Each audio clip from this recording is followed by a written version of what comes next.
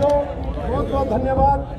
नमस्कार, live news TV देख रहे सभी दर्शकों का स्वागत है और इस समय मौजूद है चौड़ादान में और आप बता दें राजकीय प्राथमिक शिक्षक संघ हिमाचल प्रदेश जो है आज एक अपना विशाल रोष प्रदर्शन चौड़ादान में यहाँ पे कर रहे हैं। तो काफ़ी संख्या में जो शिक्षक यहाँ पर पहुँचे हैं और अपनी डिमांड्स को लेकर यहाँ पर आए हैं और ये कहना है कि जो प्राथमिक शिक्षा है उसको बचाना काफ़ी ज़रूरी है और यही मांग को लेकर जो है यहाँ पर ये सभी जो है शिक्षक संघ यहाँ पर पहुँचे हैं।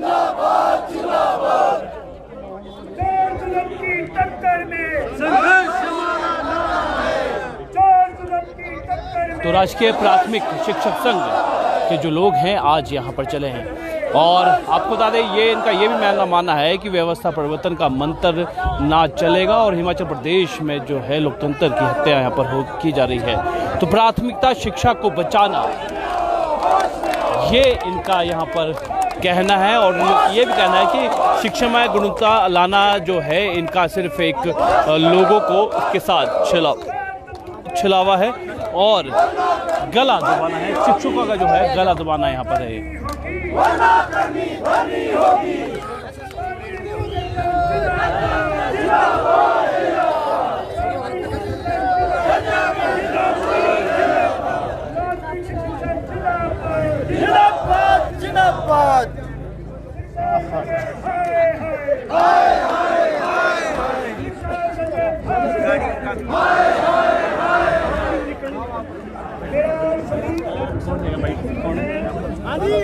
नेताजी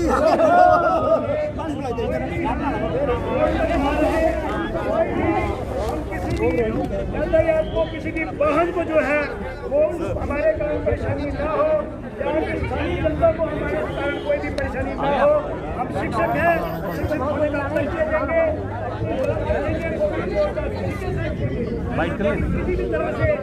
देंगे। वो कहाँ गई यार? भारत को हम जो है विदाई जो है वो नहीं करेंगे।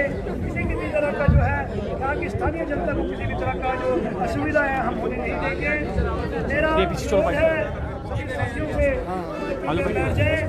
अभी हमारे जिला बिलासपुर के अध्यक्ष भाई रमेश शर्मा जी ने आप सभी को संबोधित किया और सभी ने जो है वो पहल को।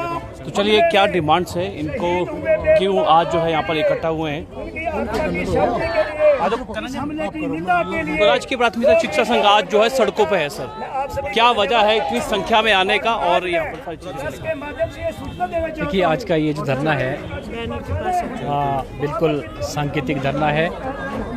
सरकार जो है शिक्षा के क्षेत्र में एक पॉजिटिव बदलाव करना चाहती है लेकिन उसका परिणाम उल्टा हो रहा है जो हम फील्ड में देख रहे हैं। हम ये सूचना देना चाहते हैं मुख्यमंत्री महोदय को कि आप एक बार इसको रिव्यू कर लें। जो निर्णय लिए जा रहे हैं हमें नहीं लगता कि ये मुख्यमंत्री महोदय के ध्यान में होंगे क्योंकि हम भी शिक्षा के क्षेत्र से जुड़े हैं। हमारा पहले से हमारा ये मानना रहा है कि इसमें एक कमेटी का गठन किया जाए और उस कमेटी में शिक्षाविद को लिया जाए, रिटायर्ड शिक्षाविद हैं और कोई एजुकेशनिस्ट है उनको लिया जाए। उनके सुझावों के बाद इसके स्ट्रक्चर को लेकर के आगे बढ़ा जाए। लेकिन जो कमेटी बनाई गई है वो एक लाल फीताशाही बनकर रह गई है।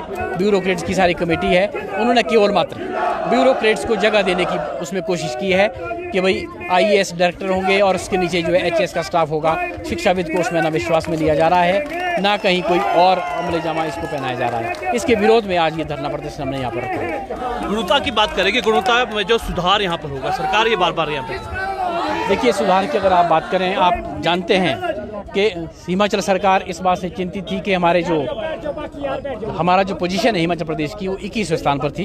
अभी असर की रिपोर्ट आई है, मुख्यमंत्री महोदय ने और शिक्षा मंत्री महोदय ने चिंता जताई कि इसको किस तरह से बढ़ाओ ताकि हम 5वें-6वें नंबर पर आ जाए।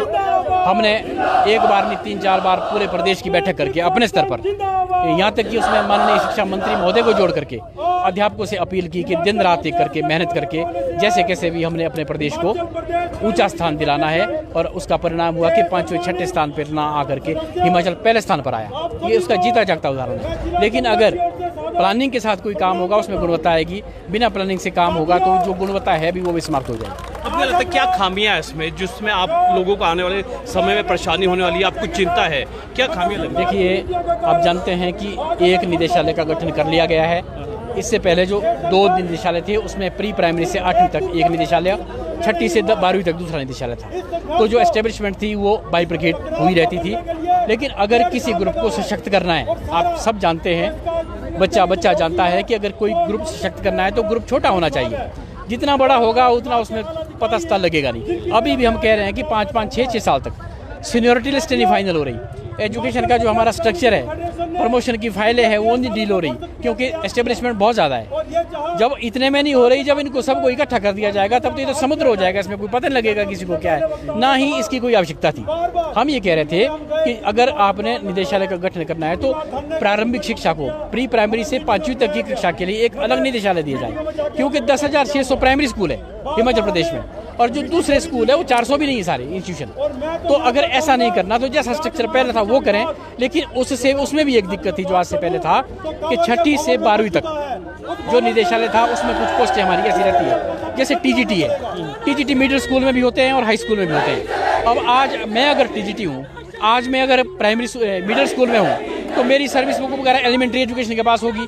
अगर कल मेरी ट्रांसफ़र 9वीं 10वीं वाले हाई स्कूल में हो जाती है तो हायर एजुकेशन में चली जाएगी। तो बड़ी सारी डिस्टर्बेंस थी। अगर प्री प्राइमरी से 5वीं तक एक निदेशालय का गठन होता है, वहाँ से ऊपर को दूसरा निदेशालय दिया जाता है, तो एक बार जो बाइफरकेशन होगी हमेशा के लिए होगी, और उसमें सुधार की बिल्कुल अक्षर जो आदेश होंगे उसका पालन किया जा सकता है। आज तो धरना देने के लिए भी मना गया था कि कार्रवाई होगी अगर आप इस तरह का धरना प्रदर्शन करेंगे।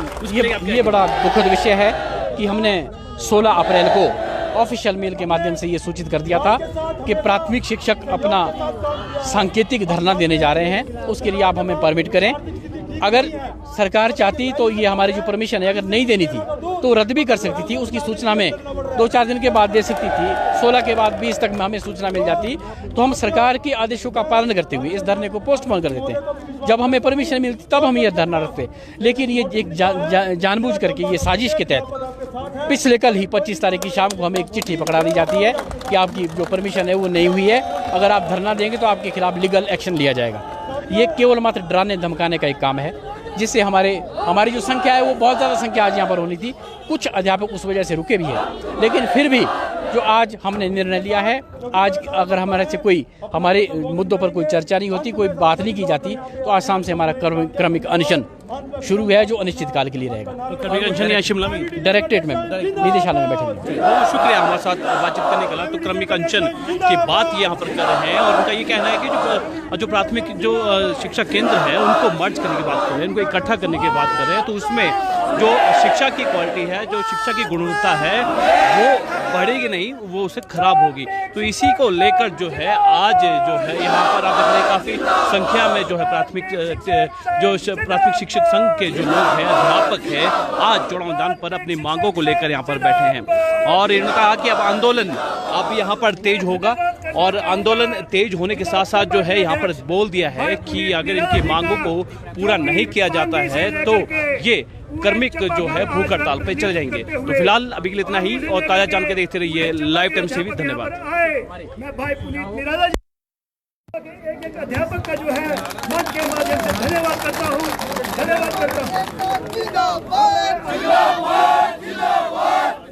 अब मेरा अनुरोध रहेगा जिला कांगड़ा के जुझारू महासचिव भाई कुलदीप पठानिया जी से कि वो जिला कांगड़ा की तरफ से मंच पर आए और अपनी बात रखे। भाई कुलदीप पठानिया।